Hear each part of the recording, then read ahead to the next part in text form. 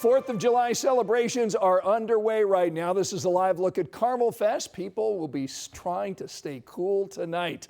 The muggy meter has feels-like temperatures at some places in the triple digits. We're sweating through this 5th straight day of this brutal heat. But we've arrived to Friday. Thanks so much for inviting us in at 6 o'clock. Anne Marie has tonight off. Rob's in for Angela, and he's monitoring some storms that have been moving through. Yeah, that map earlier, this map had 104 as the heat index for Indy. Right. Storms came through, helped to cool things down, and that's what we're tracking right now. So let's get into it, show you the radar, because we do have some storms. Most of these are now just to the north and east of Indy, but moving right through Muncie right now, Delaware County. There was a severe thunderstorm warning that was in place for this cell. There's now a new severe thunderstorm warning that's been issued.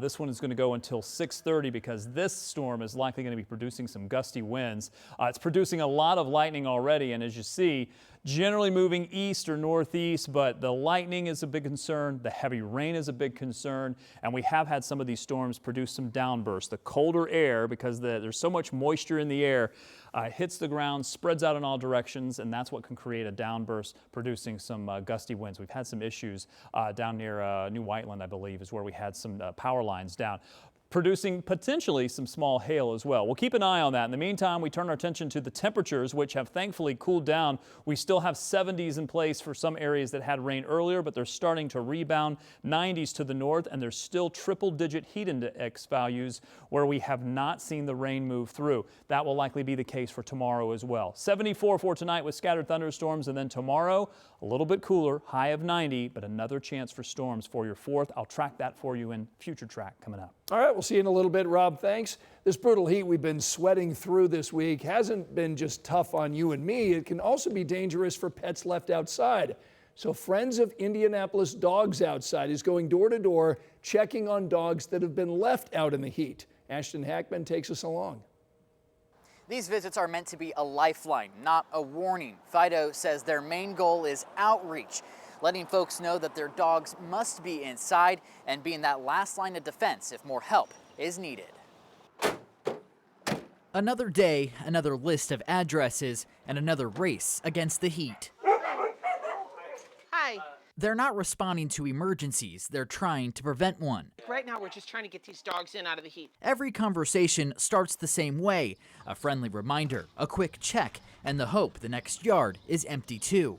Dogs are not going to survive out in the heat. Your dog may not make it outside in this weather. And it's not just dangerous, it's against city ordinance. During extreme heat, dogs are required to be indoors. Unfortunately, there are still dogs being left outside, and we're just trying to find all the ones we can. Concerned neighbors report them to Fido. This week alone, they've stopped at more than 50 homes. We're just warning people it's so dangerously hot. We're just glad he's in your house, so yay. Today, every stop ended the way volunteers hoped it would. Sometimes people see a dog outside and assume that they're out all the time. No, those dogs were inside. They were fine. And that was the same at the previous. And we're just glad to see them inside. That's all we care about. But not every visit ends that way. This week, Fido referred 12 dogs to animal care services when owners wouldn't bring them inside. We don't have that law enforcement authority that they have, but we can be their eyes and ears and validate, yes, this dog is in distress and it needs help. Sometimes one conversation is enough until the next report sends them back on the road. In Indianapolis, Ashton Hackman, 13 News. So here's how you can help. If you see a dog kept outside in 90-degree temperatures or hotter, file a report with IACS. We've got a link on this story for you right now. It's over on WTHR.com. Well, if you're hitting the roads for the 4th of July, you're going to see a lot of people out there. Roads are busy. Want to give you a live look at traffic on the southeast side of Indianapolis right now. AAA tells us this could be one of the busiest Independence Day travel periods ever. Drivers here in Indiana also seeing some of the lowest gas prices in the country. Emily Longnecker joins us tonight at 6 to tell us what drivers think about it. Emily? Hey, Scott. Yeah, the folks that we talked to today say the gas prices here in Indiana are a welcome relief. You know, there are going to be plenty of people on the interstates in Indiana passing through the crossroads of America this weekend on their way to other places for the holiday, but they're stopping here to fill up. Nothing says the 4th of July like a road trip with the family. Here along I-65 at Wally's, home of the Great American Road Trip. Americans just passing through are getting ready to celebrate the country's 250th birthday. I just love the energy and the spirits and the fireworks. The fireworks are my favorite because they're all colorful and they're all different. And you just get to sit there and go, ooh, ah. It's a similar sound some drivers like Zoe Jennings and her mom are making, filling up their gas tank in Indiana before heading home to St. Louis. They're cheap because we paid $2.69 one day, and in Missouri it would have been like $3.47, or it's been $3.99 lately. It's crazy. For drivers who live here, the suspension of the gas tax and the difference it's made hasn't gone unnoticed either. I think it definitely helps, and if people will realize it once it's gone, they'll definitely realize it. Like I said, it's just one of those things. You have to get it regardless. If you have a car, it's just something that has to come, whether the gas prices are cheap or not. The last time Governor Braun could extend the gas tax suspension, to do it anymore would require authorization from lawmakers. So travelers passing through and Hoosiers taking advantage of the suspension now, especially on this busy holiday weekend. Scott? All right, Emily Longnecker reporting live here in Indianapolis. Thanks so much. And of course, you can find the lowest gas prices right now by going to WTHR.com/gas prices. At last check, the cheapest price we found was on the southeast side, $2.79 a gallon near Emerson and Southport Road.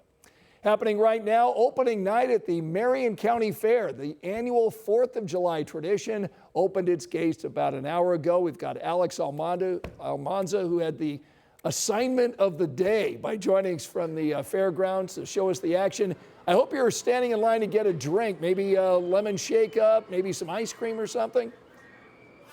Yeah, we've actually got a really popular staple here at the Marion County Fairgrounds, and I'm actually here with Jimmy Swain to tell us all about it. A lot of people are really excited about this. Yes, sir. We have pickle bacon ranch pizza. It was big. It's been a big hit. All of our pickle pizza. We had spicy pickle pizzas, regular pickle pizza. It's won at the state fair.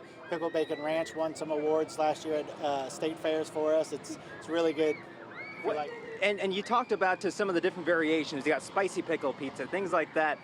Tell us what goes behind it. Well, we make all of our dough from scratch, and then we come up with the sauce that we want to put on there, and mozzarella cheese, provolone cheese, pickles, and then bake it. And pickles are a big hit right now, so everybody likes pickles. So the pickle pizza has been really good. All right, we're gonna give it a try here. Just gonna give it a little bite. Let's see.